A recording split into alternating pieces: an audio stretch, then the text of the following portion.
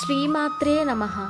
ముందుగా వీడియోలోకి వెళ్ళే ముందు మన ఛానల్ని ఎవరన్నా కొత్తగా చూస్తున్న వాళ్ళైతే సబ్స్క్రైబ్ చేసుకోవచ్చు కదా. ఇలాంటి మరెన్నో వీడియోస్ని మీ ముందుకి తీసుకువస్తాం. ఓం తత్ సత్ అని 3 విధములైన పేర్లు పరమాత్మునికి నిర్దేశించినవి. వీటి అర్థం సత్యము, చైతన్యము మరియు బ్రహ్మానందము.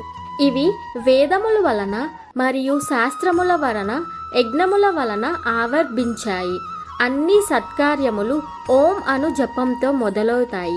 అవన్నీ ఆ పరమాత్మునికే చెందుతాయి మరియు తత్ అనగా ఆ పరమాత్మయే.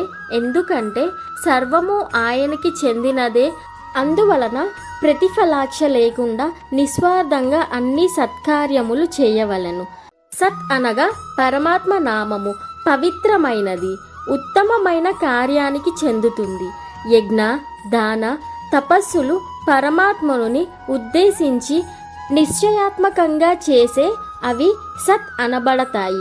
శ్రద్ధ లేకుండా ఎటువంటి మంచి కార్యాలు చేసినప్పటికీ అవి అసత్ అనబడతాయి. అంతేకాకుండా వాటి వల్ల ఎలాంటి ప్రయోజనాలు కలుగదు. ఈ వీడియో మీకు నచ్చినట్లయితే please like, share and subscribe. Thanks for watching. Stay tune for more.